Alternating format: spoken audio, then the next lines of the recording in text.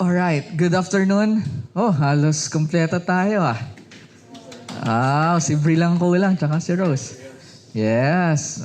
Tayo lang din, kumpleto rin tayo.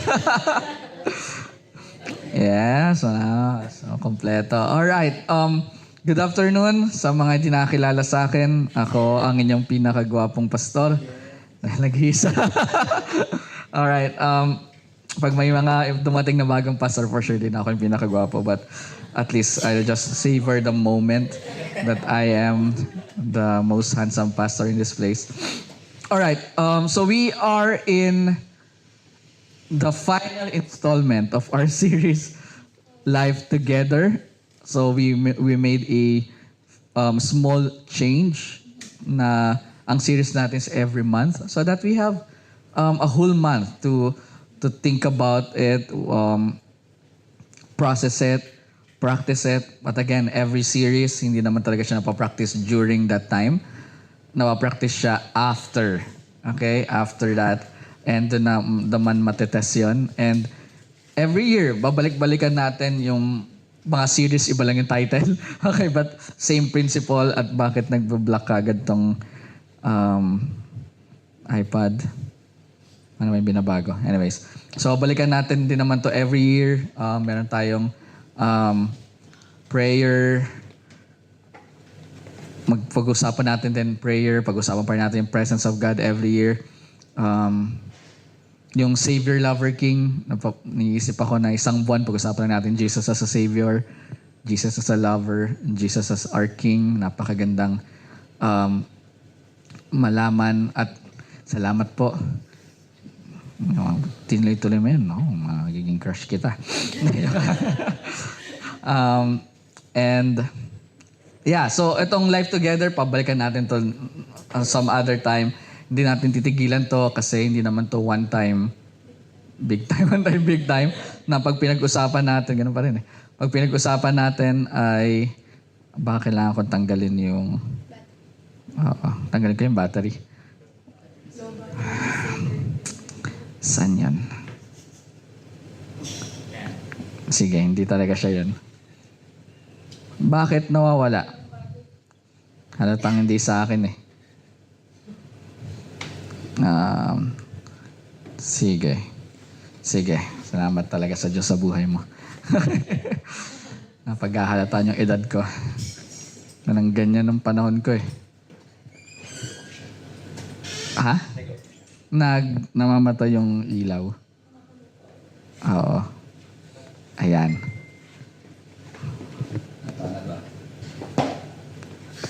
Yon. Anyways, going back, tagal.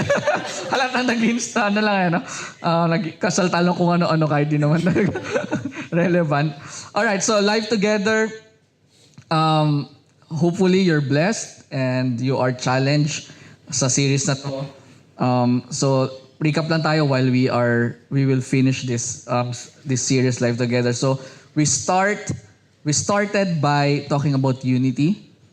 It's very important to know that in order for us to do life together, we must have unity and we must be united in one accord, in heart and direction. Not necessarily mean na dapat pare-parehas tayo ng way of talking. I mean, not uniformity, but unity. And the last recorded prayer of Jesus in John 17, he prayed about that they may be one. He was praying for us, na parang, Father, remember si Vince, si Faith, at lahat sila na nasa presence after 2,000 years. I pray that they may be one. And that night, after that night, during that night, he will be arrested and kinabukasan, he will be killed. So, that is, kung ikaw magpe-pray at last prayer mo na, what will you pray? Di ba? Na parang, for sure, lalabas doon yung pinaka-importanting bagay sa buhay mo.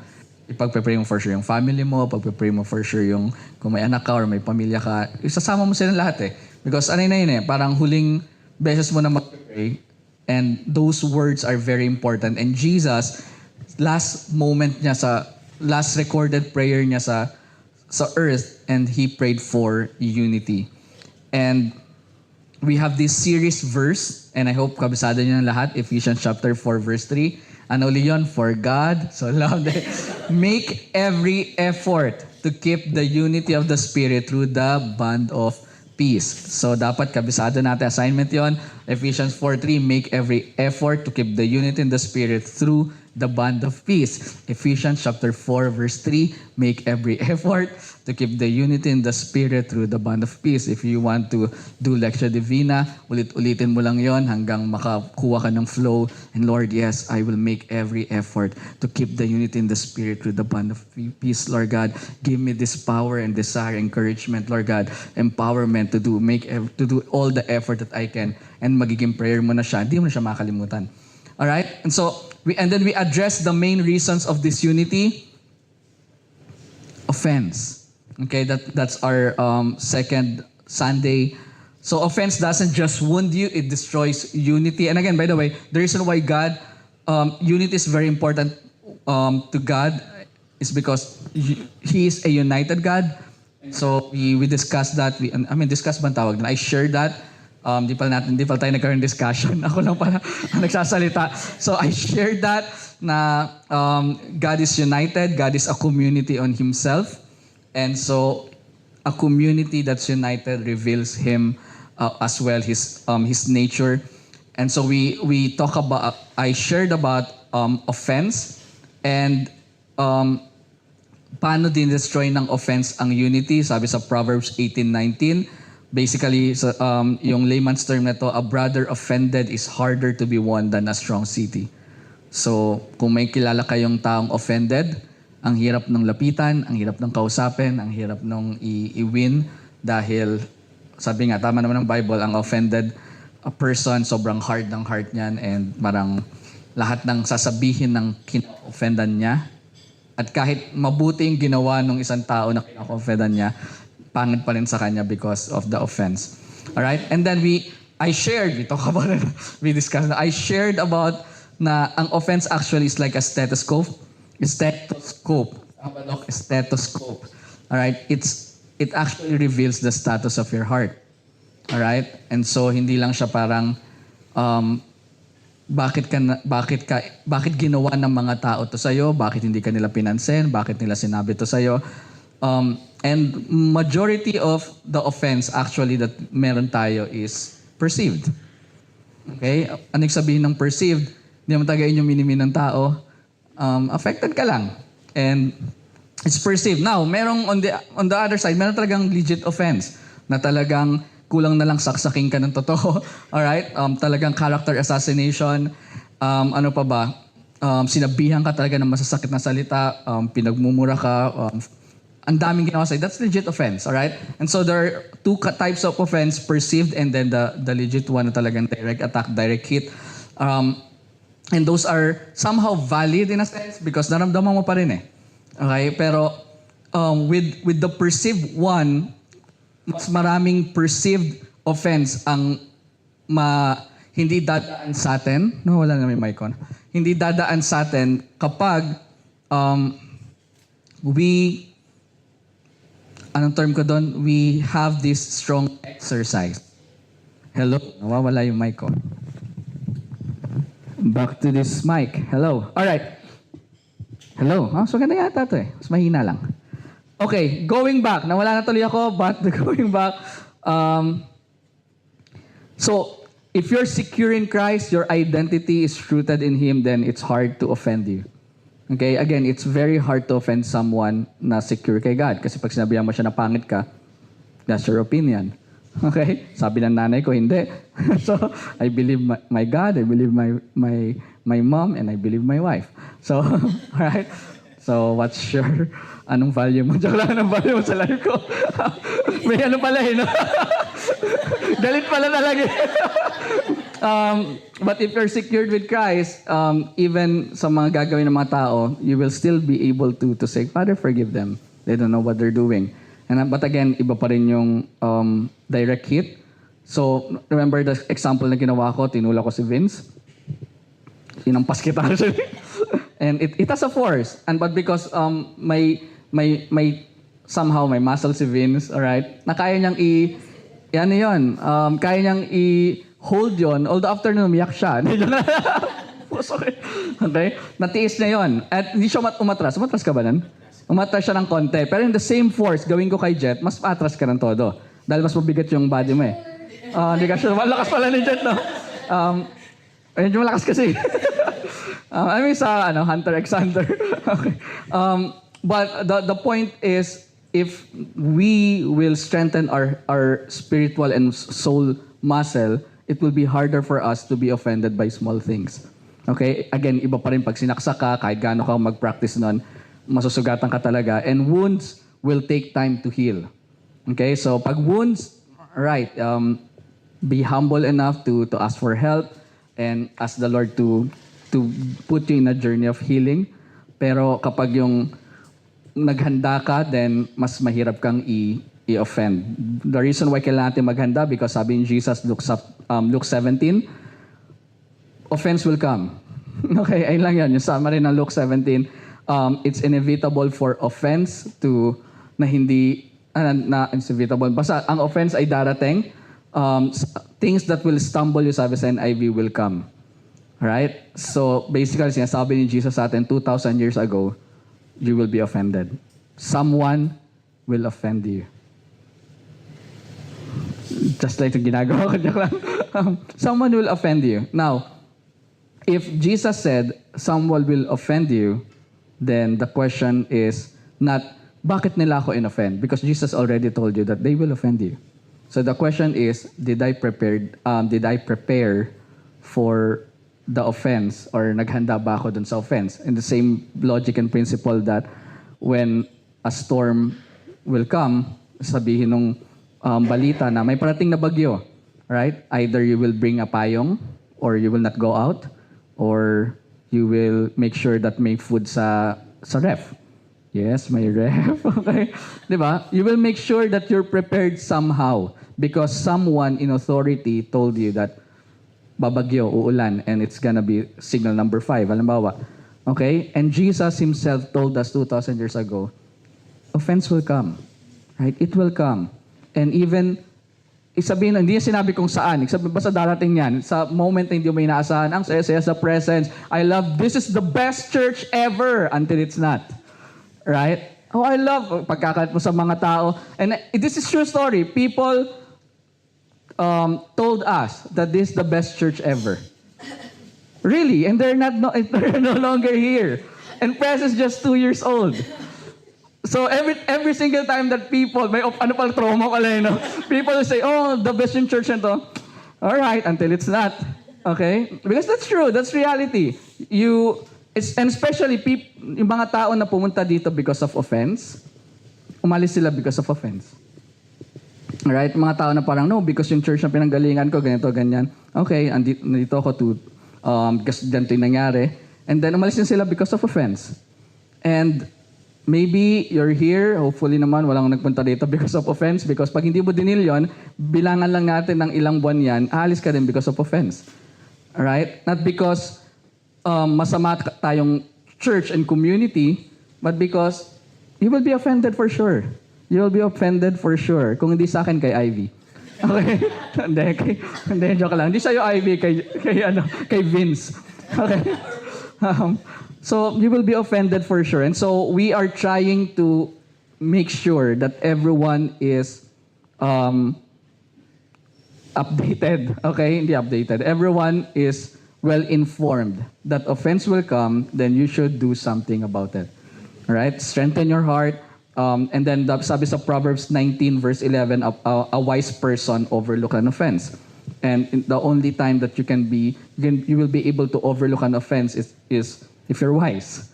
Okay, sabihin ng wise, hindi lahat papatulan mo, hindi lahat saseryosohin mo, hindi lahat ipipersonalize mo na parang may sinabi yung isang tao sa isang tao, pero narinig mo, and then ang revelation sa'yo, parang pinaparinggan ako nun. Hindi mo sa'yo. And these are true story. Alright?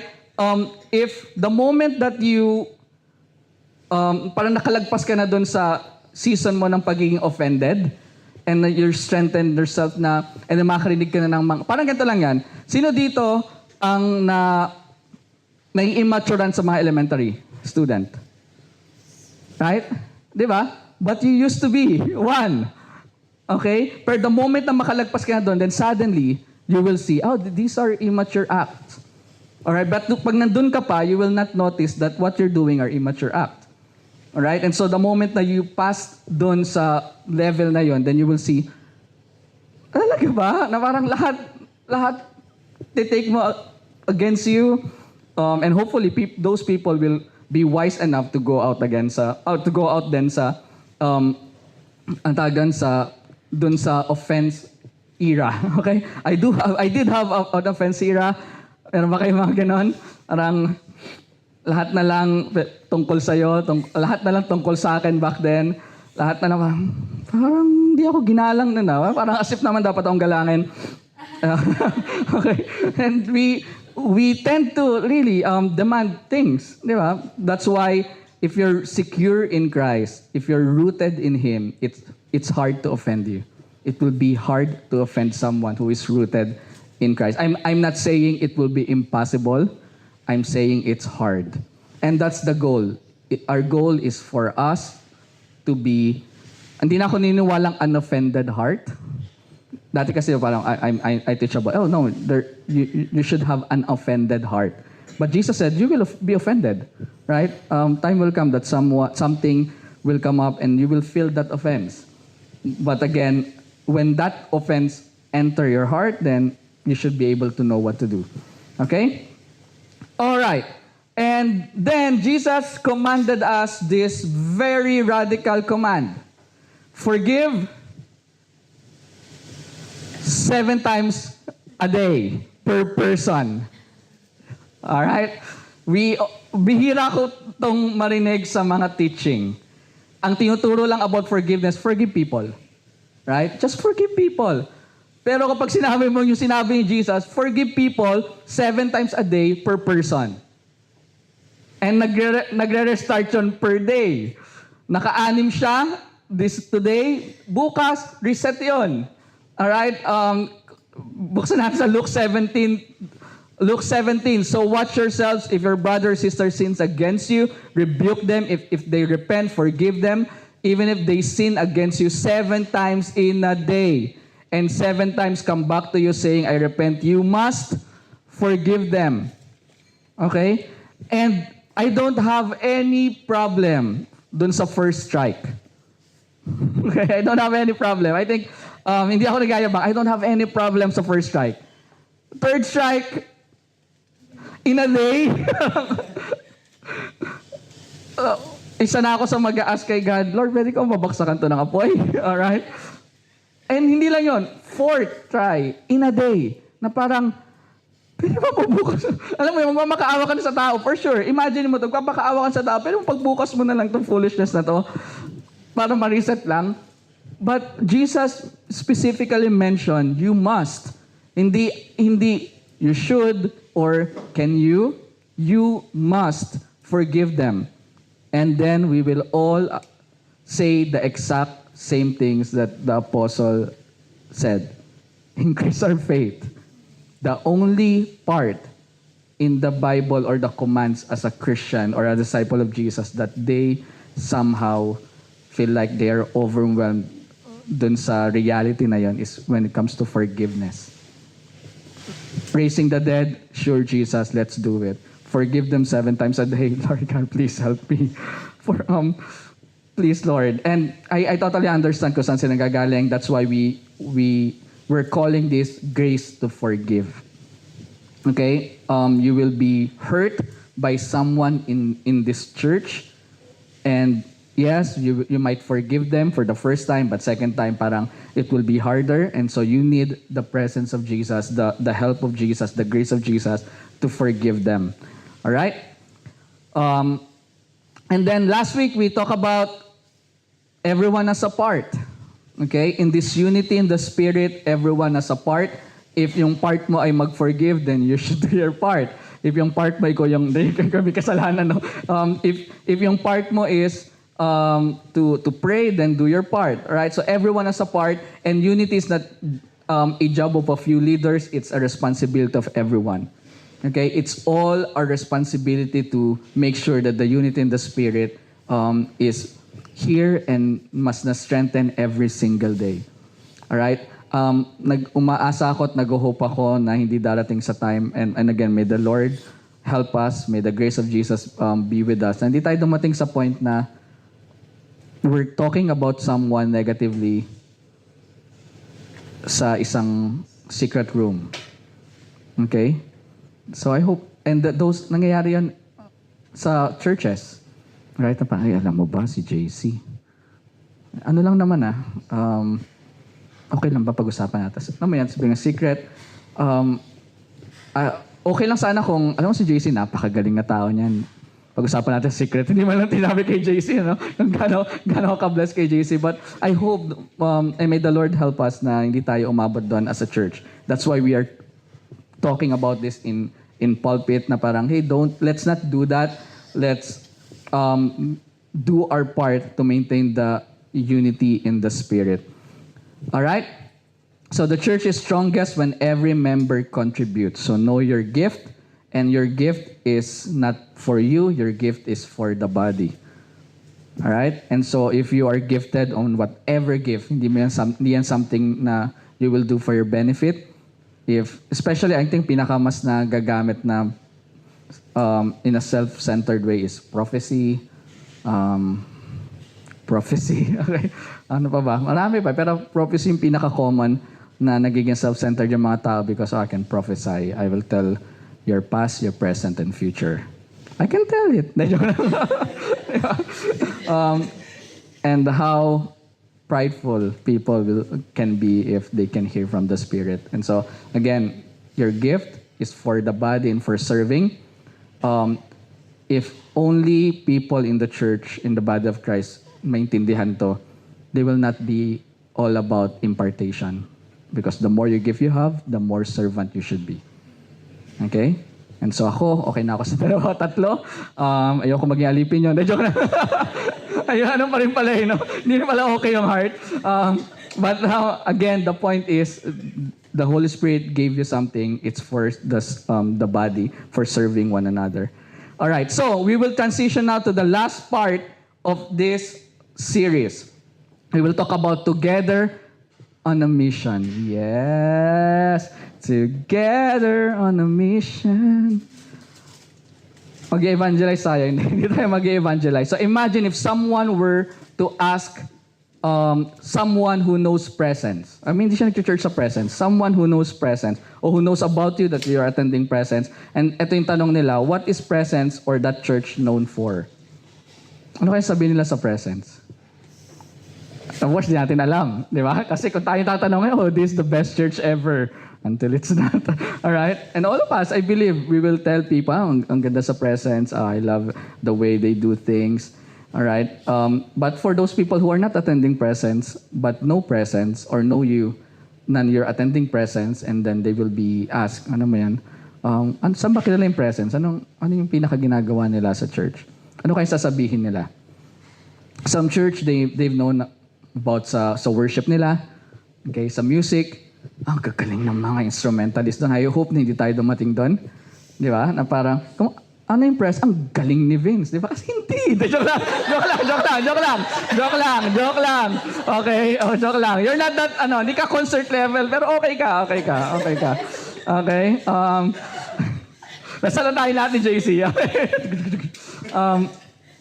Sometimes, pag tinanong mo, yung church, ang unang mababanggit, may malaking building. Right?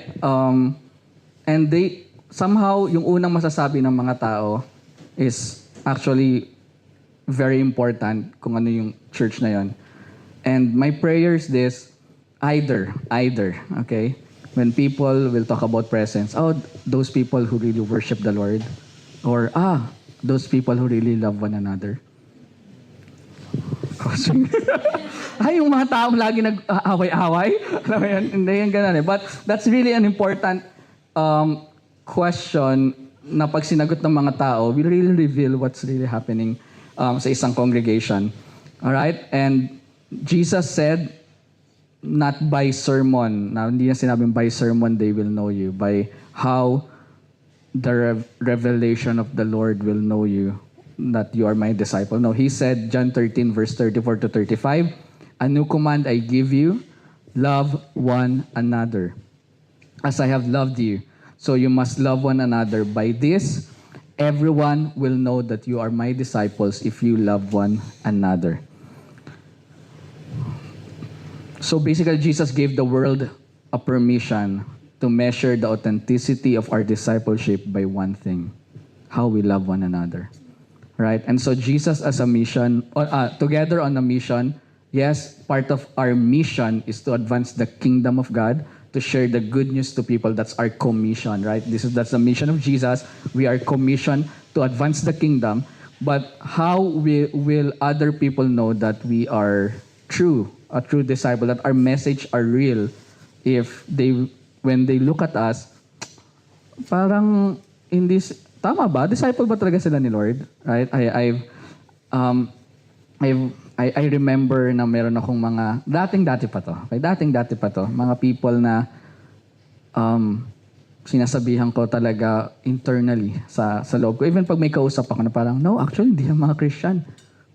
Okay? And again, how I wish my judgment was wrong back then, pero I can really see how they hate one another, how they hate me and hate Aaron.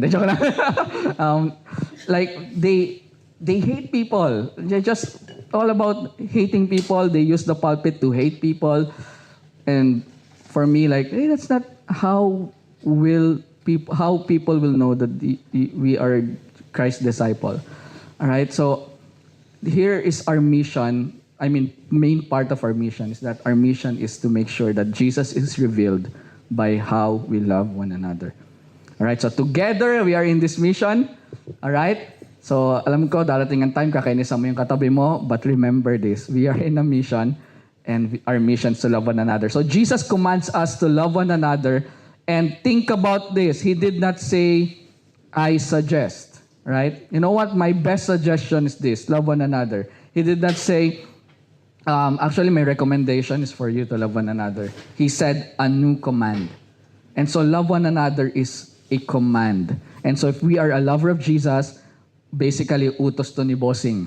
All right? The boss said, love one another. And so if you are part of his kingdom, then we ought to love one another. All right? So the context of this command, para lang mas malinaw sa atin, he gave this command in the upper room, all right?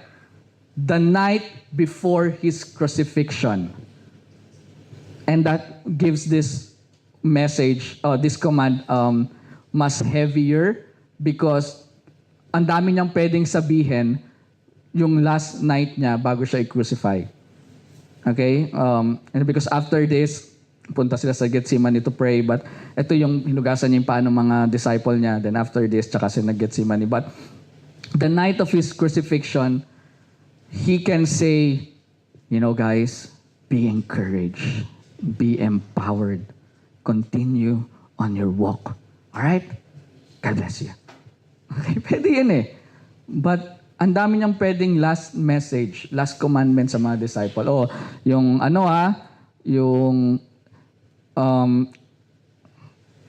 yung ministry natin dito, kayo na bahala. Di ba? Pwede naman yun eh. Na para, wag niyong kalimutan yung mga poor. Wag niyong kalimutan yung mga widow. Or wag niyong kalimutan yung mga pinagaling natin. Make sure niyo magaling talaga sila. Okay? Di ba? Yung mga pinalaya natin, make sure niyo na para manatili silang malaya. Just make sure na everything is okay, right? Iwanan ko kayo nang bahala sa ministry. Pwede yun eh. But on the night before he is crucified, he said this last word to his closest friend, love one another. And by this, the whole world will know that you are my disciples. And that gives us a more, parang suddenly because of that, mas valuable tong words na to. Because ang dami niyang pwedeng sabihin, why not love one another? And I believe that because love would be the glue that held them together after he was gone. So basically, the reason why they are together is because of Jesus. Now, pag nawala si Jesus, okay, and we can see 3 days wala si Jesus, anong nangyari? May bumalik sa pangingisda? Di ko alam kung anong balita sa iba. Okay, yung isa nagyaya, yung bumalik sa pangingisda, nagyaya ng mangisda uli. Even yung mga hindi mangingisda, nangisda eh. Alright? So, nagkagulo sila. Okay? Because nawala bigla yung somehow the reason why they are together. And basically, Jesus was telling, alis ako eh. But I want you to be together. Love one another. And because of that love, people will know na parang, these people, amazing tong mga to. That must be Jesus. Alright? And then, sabi niya doon, new command. And we all know this greatest commandment and the second, love the Lord your God with all your heart, mind, soul, and strength. And the second is as important as the first one. Love your neighbor as you love yourself. And then, Jesus said, it's a new command. Alright? So basically, Jesus was telling us, you know the command? Love your neighbor. There's a new command. Love your neighbor as you love yourself. There's a new command. Love your neighbor, love your brother and sister as I have loved you. So the old command is you love people by the way you love yourself. That's good. But I'm giving you a new command.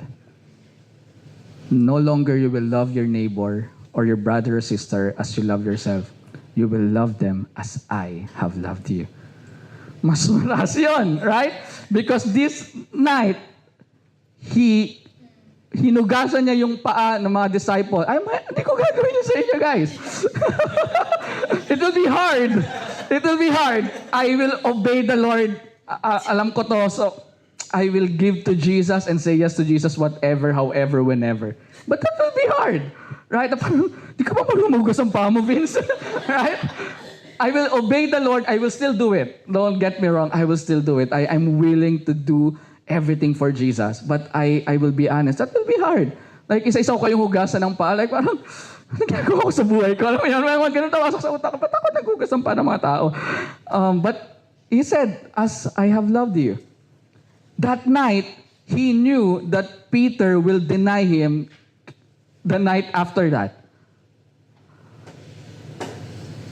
He washed Peter's feet. If I know that JC will deny me, parang dudum ako yung parang, joke lang. I will do like as Jesus have loved me. But it will be hard for me na parang, wag na lang si Peter, Judas, he will betray me. You will betray me. And then, he loved them. Sabi sa John 13, he loved them. Ang hirap nun. Ang hirap nun. Knowing that, imagine, put your place kay Jesus. You know that one of these people, ganito na lang, you know, ibebenta ka nung isa, magka-curse pa yung isa just to tell everyone, I don't know you, and the rest of the gang will flee. Ako baka ganito. Okay, I love Jesus. I will follow Him. Pero it's hard for me. Baka paringgan ko yung mga yun eh. Di ba na parang, guys, I love you guys, pero gagawin ko to kahit iiwanan nyo ako. Di ba? May parinig eh. Kahit iiwanan nyo ako, kahit ikaw, de-deny mo ako, gagawin ko pa rin to para sa'yo. Ikaw, ibebenta mo ako, pero gagawin ko pa rin para sa'yo. May parinig tayo eh. But they never heard anything sa gagawin nila, but they just only experienced the love of Jesus. And that same way of love, He commanded us to love our brothers and sisters. Parang biglang gusto kong, can I just love them as I love myself? Bakit ganon? But yeah, that's the standard. Now, when it comes to loving our neighbor, I think let's separate. Kasi specifically sinabi in Jesus that brothers and sister. If hindi sila believer pa, love them as you love yourself. But the moment they become part of this family of believers, love them as Christ have loved you. So wala pa rin tayong talo. Sa mga hindi pa believer, you should respect them, honor them, and love them as you love yourself. But the moment na maging brother and sister sila, iba na yung standard. Right? Love them as you love yourself. Love them as Jesus loved you. And then, how did He love? He laid down His life when no one else could carry that cross. That's hard. Right? That I will lay down my life for Jet. That's hard. Parang, Jet, may asawa ako. Single ka naman, muna ka na kay God. Di ba? Alam mo yun? That's, that's hard. I mean, that's hard. That's hard. I will ask, it's easy for me to love you on a level of how much I love myself. I mean, I can love everyone how much I love myself. But with this new command, as He loved me, now it's hard. Because suddenly, my standard is not the one being used. His standard. And I know how much He loved me. I mean, I know. His love changed everything. And my love for you guys will not change a bit. I mean, I hope. But, iba, right? Hindi ko lang kung pamunta tayo sa what I'm saying. Saan ba tayo pamunta? We really need the Lord. And we really need to do our part. Then, pabalik to sa lahat ng pinag-usapan natin. Make every effort to keep the unity. Grace to forgive. We need the Holy Spirit so that we will maintain this forgiving relationship. And then we need to do our part. And it's impossible. It's a divine love. But with Jesus, it's possible. Without Jesus, it's impossible. But the moment we humble ourselves before the Lord, then it's possible. Okay? So the measure is Jesus. And that's not normal. That's divine love. And so we need to be consumed with the Holy Spirit in order to have that. And this is an amazing, for sure hindi ito nagkataon. John 3:16. Anong sabi sa John 3:16?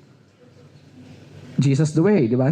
For God so loved the world that He gave His one and only Son, that whoever believe in Him shall not perish but have eternal life.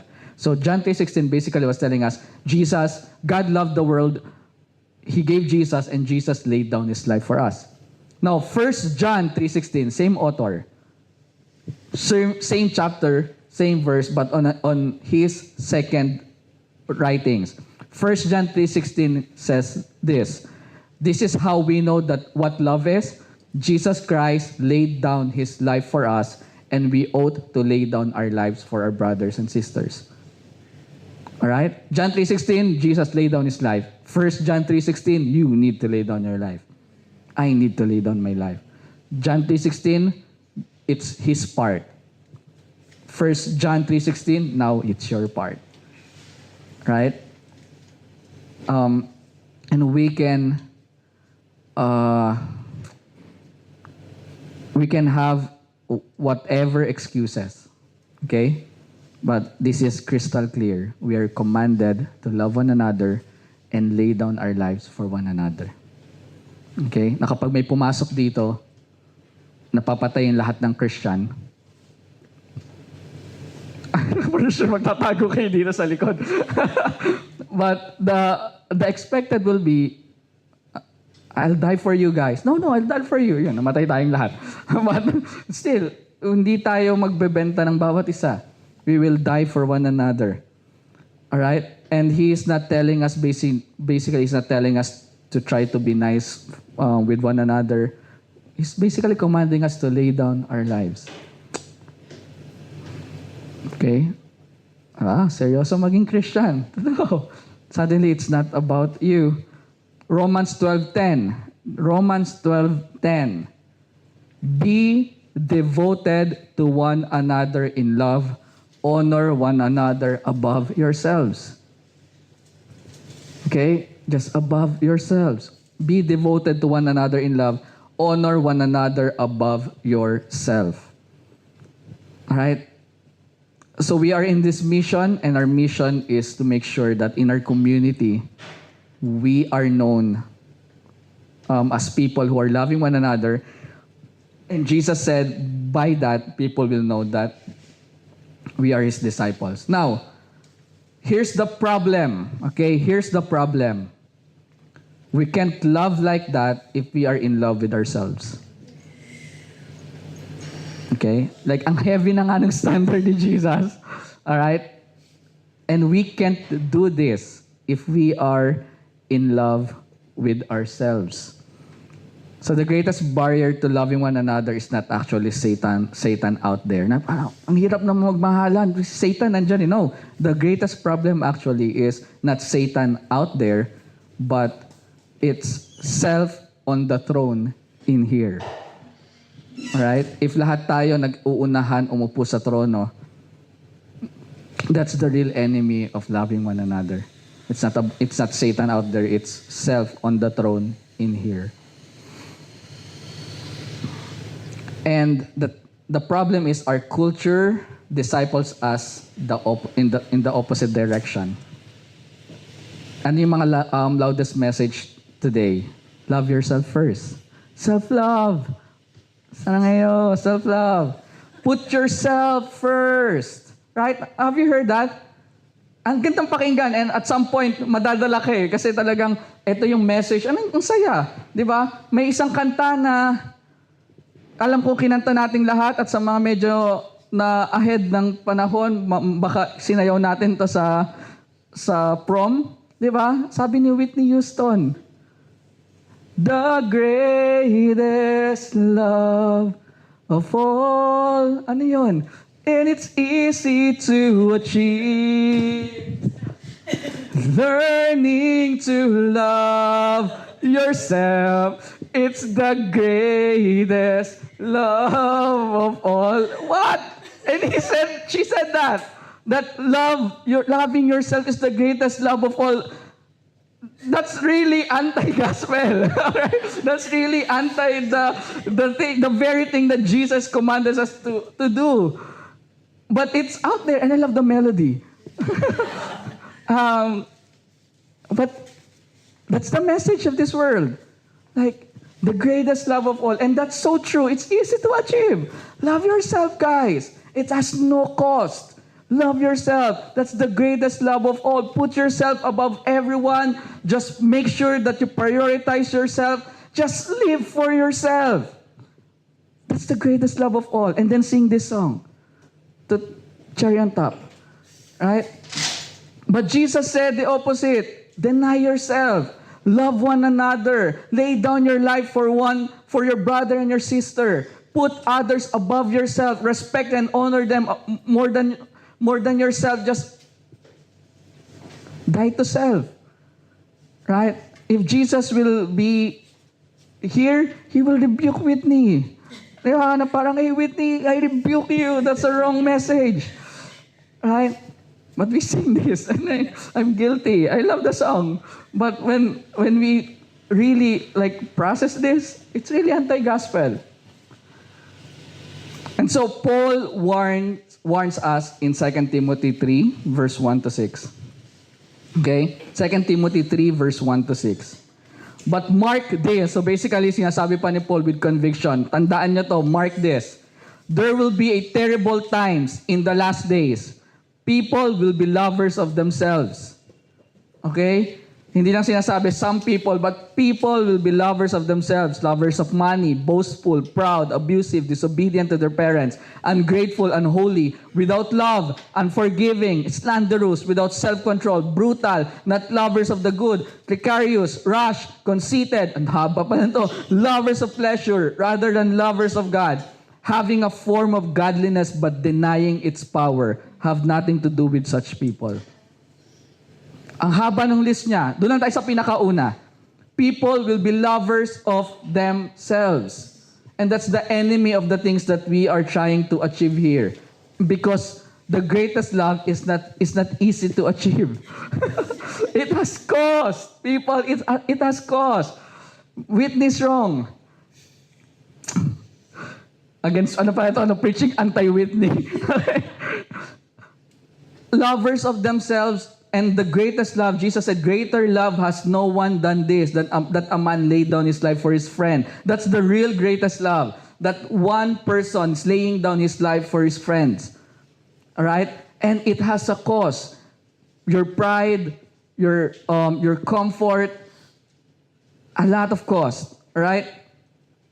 And so the culture is telling us, follow your heart, do what makes you happy, self-care first. others later. Now, I'm not saying na pabayaan mo yung sarili mo. Please, maligo ka, alam mo yan. Make yourself presentable.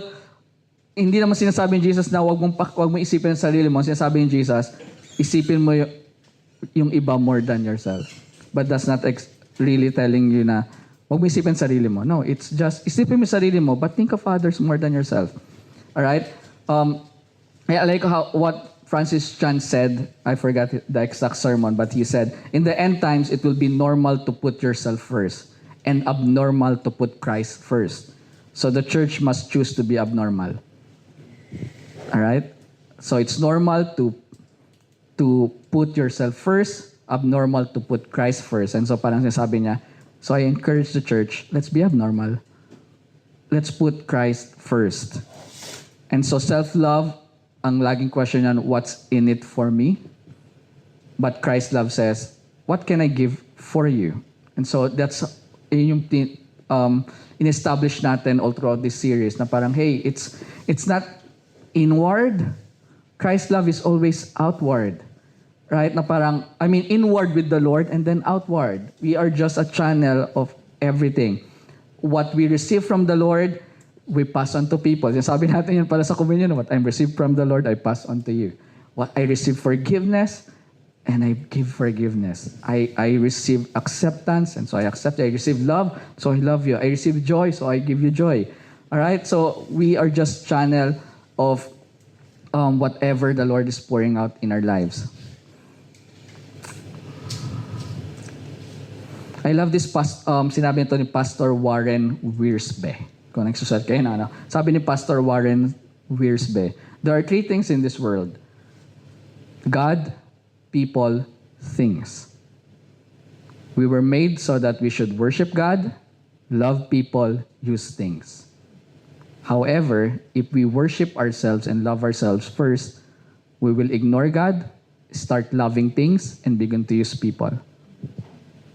Right? And so, nagkakagulo na. The right the right purpose is we worship God, we love people, we use things.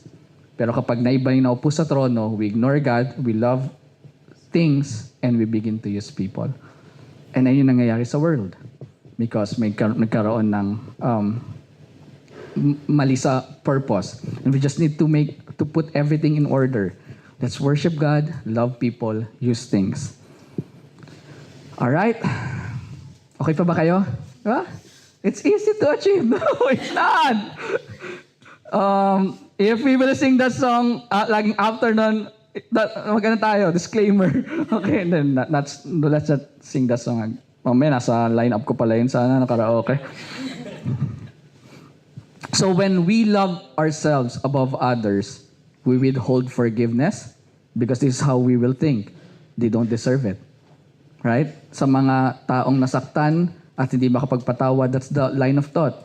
No, they don't deserve it. Ginawa nila to sa akin eh. As if we deserve what we receive from the Lord. Right? So we forgot that. We avoid serving people because I'm too busy for myself. Okay? And so we avoid serving people. And when it comes to issues and reconciliation, we protect our pride first instead of be humble and reconcile. Na parang, no, ayoko makipag-usap dyan. My pride is more important than this relationship.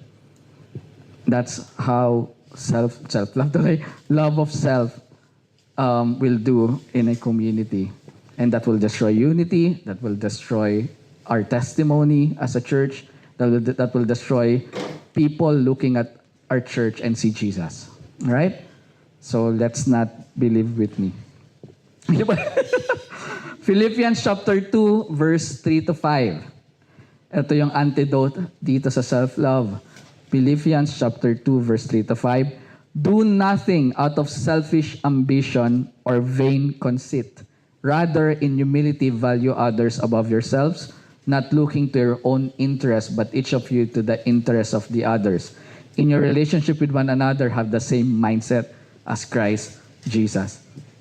And then yung kasunod nun is about the humility of Jesus. But I love this verse 5, in your relationship with one another.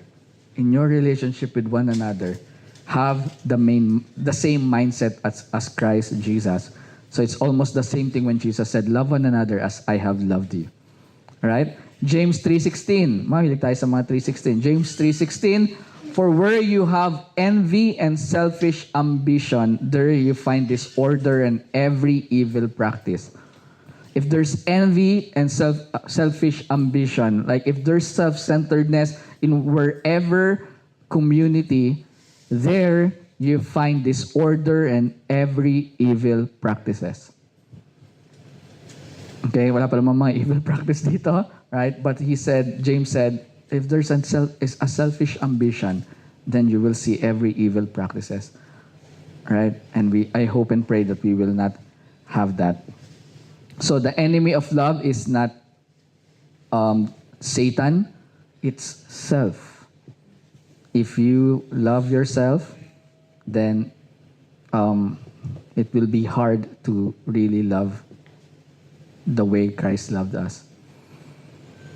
That's why Jesus said, if anyone would come after me, let him deny himself and take up his cross daily and follow me. Basically, Jesus is telling us, I'm not against you, but it's really impossible to love yourself and love me. One has to die. Like, it's really impossible. Like, I love myself, Lord God, and I love you. And so for Monday, Tuesday, Wednesday, it's about me. Thursday, Saturday, Thursday, Friday, Saturday, Sunday, it's about you. Fair enough. And Jesus said, no, one has to die. Either your love for me has to die or your love for yourself has to die. One has to die. If anyone would come after me, let him deny himself. Either you follow me or you follow yourself. You cannot cut yourself in half. You just choose. One has to die. And I hope that's not our love for the Lord. And the problem with this generation, actually hindi, ever since. The reason why Paul said to Timothy, a time will come where people will be lovers of themselves. Okay, so yung self-love is not really a new thing. It's happening 2,000 years ago. That people attend church for themselves. People look for church that will bless them, that will basically comfort them, that will do things for them. And so pag tinanong mo mga tao, bakit ano hinahanap mo sa isang church? Very seldom that you will see people who are like-minded to worship the Lord. No, people will say na parang, gusto ko yung masaya, gusto ko yung tag doon, may talagang maalagaan ako. Right? People will really say things. The reason why they go to church or look for a church because so that for maalagaan ako, maiingatan ako, mako-comfort ako. It's for self. It's the reason we go to church. It's not for Jesus. It's for self. And so it's really like a long issue. 2,000 years ago, it's the same thing.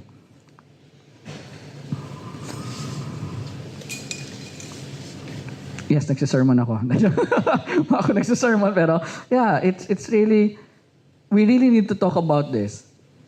We really need to talk about this because we will never do church for people.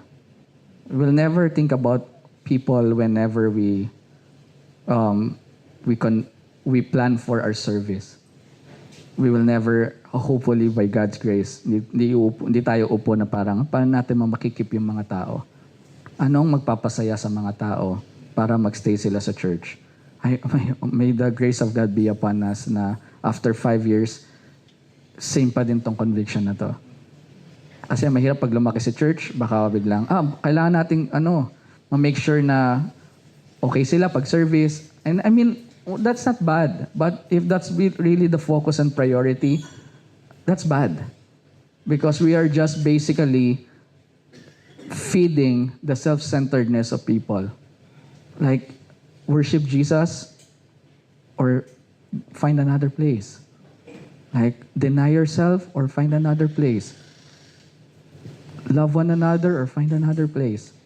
Like, be willing to have a hard and serious confrontation and talk about love and both pursue love or find another place. Because we are not after creating a place wherein people will say na parang ang saya nila because they ginagawa nila to sa akin. No, like I want a place that pag pinag-usapan, no, they're all about Jesus. And then that's the church. Like we are here for Jesus.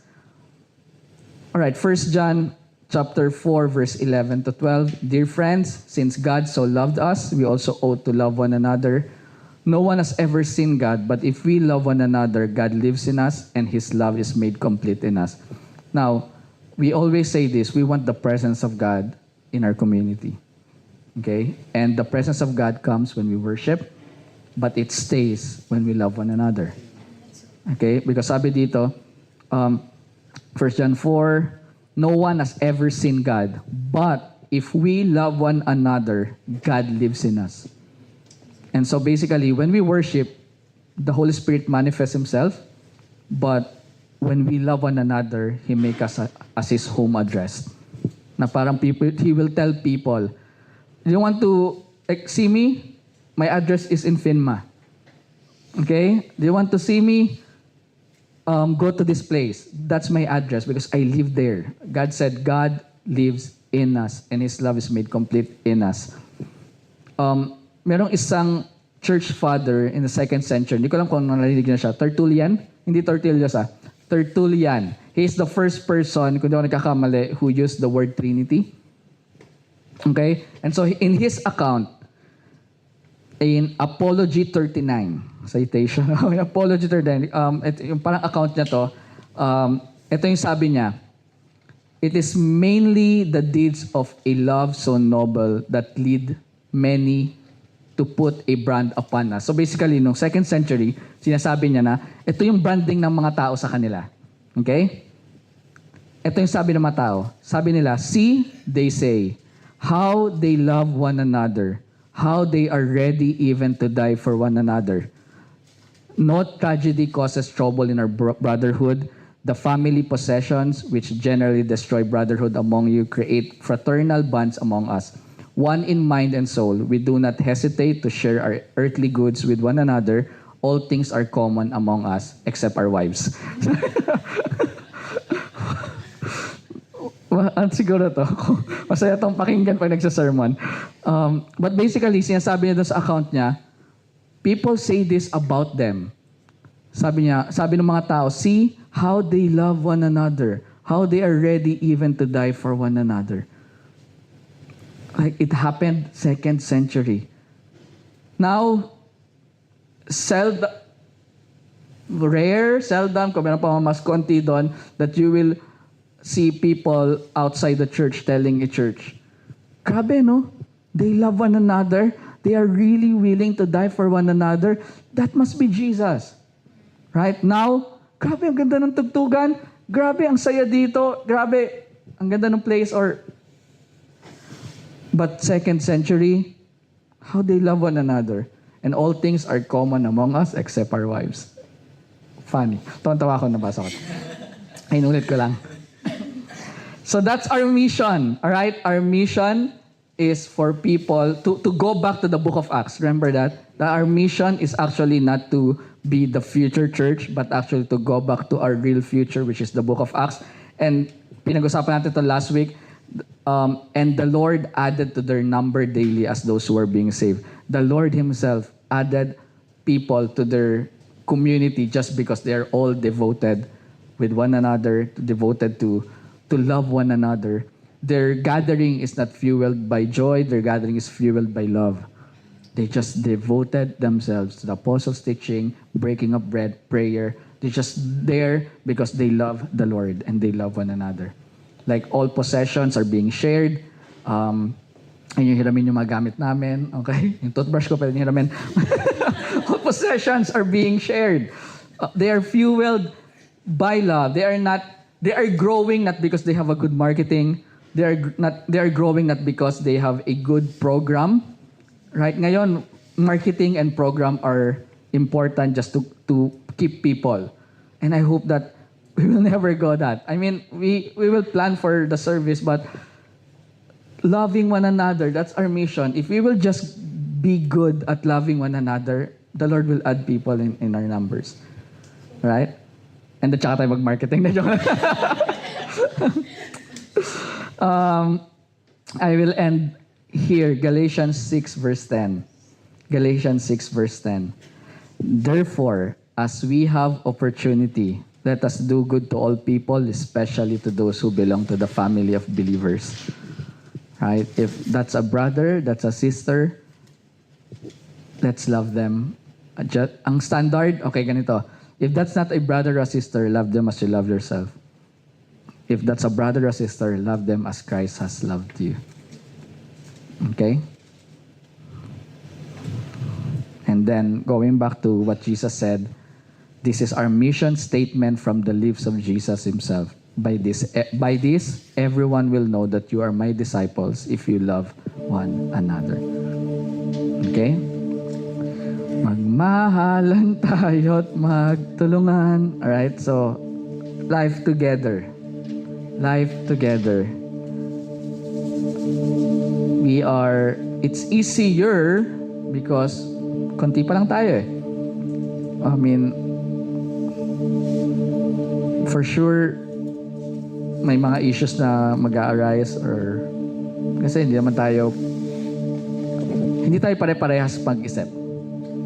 Doon pa lang, it can cause misunderstanding, it can cause problems. But my encouragement is, if you're offended, and you will, I mean, I'm not prophesying, but you will, right? Kahit sa hindi mo inaasang pagkakataon, hindi ko lang kung kailan ko ma-offend si Aaron. Malay mo mamaya, di ba? Di natin alam, but it can come, right? But I pray that either he will overlook that if that's a small thing or that's a perceived thing. But if it's really like I did something or may nagawa ko, I do pray that Aaron will talk to me and with the hurt na meron siya, and I hope that I will be humble enough to say sorry, na parang, oh, sorry Aaron, hindi kita na-mention sa nagwapo sa church. Okay? Sorry, nasabi ko lang ako, si JC, si Jet, si Vince, nakalimutan kita. Sorry Aaron, hindi ko talaga sinasadya. And then sabi, okay, forgive. And I hope that he will be humble enough also to forgive. And then, we're okay. Right? Is that easy? No, because it will cause humility on both ends. For him to talk to me, not to attack me. Ikaw, di mo ko sinabihan na pogi, alam mo yan. But he's there for reconciliation. And ako naman na parang, di ka naman pogi. Naluyo ko lang, pogi kay Ron. Actually, saka sa pinaka-pogi dito. Okay. But, alam mo yan, it's like that. And kung ano pa mang itsura nung issue na yon, then I hope that we will be able to talk. If you can't overlook it, talk. If you can overlook it, you're wise. I mean, either way, it's okay. It's good. Love one another. Everyone will know that we are His disciples.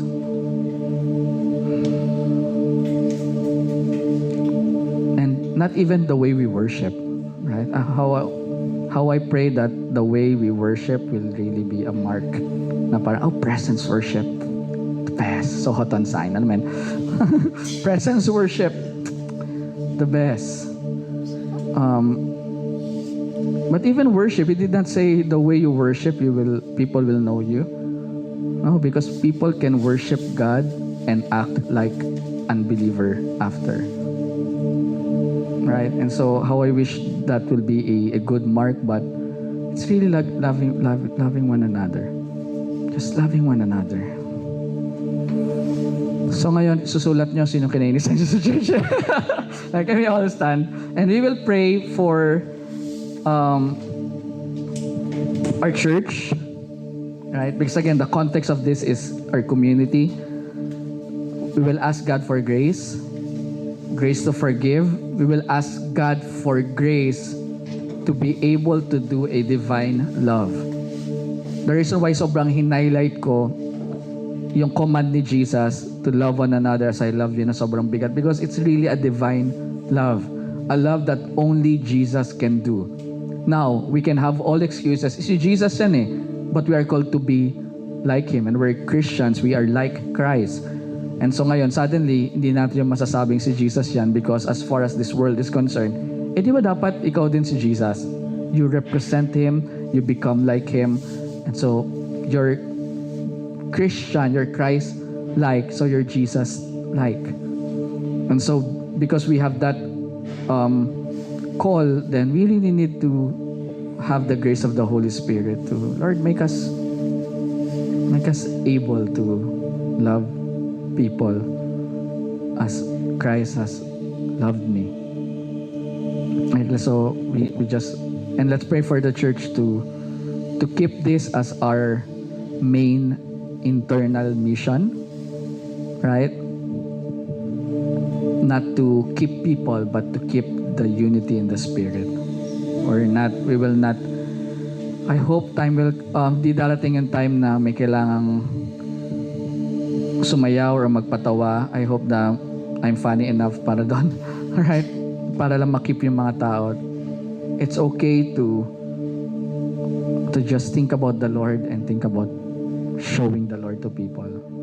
And if they will find a new place, then we will be happy and we will bless them.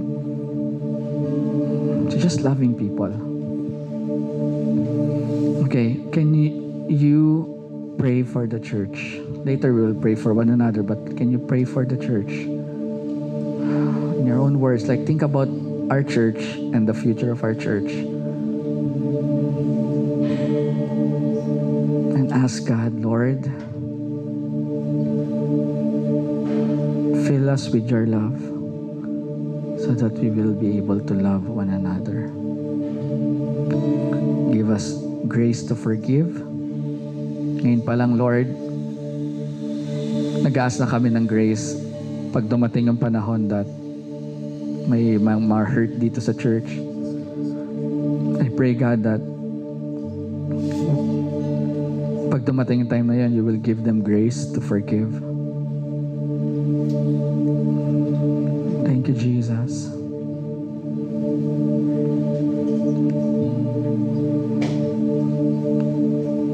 Oh, help us to love one another. Help us, Lord God, to do our part, not to be self-centered, not to be here for ourselves, for what we can have, what we can receive. But I pray that we're here for what we can release from you, what we can share.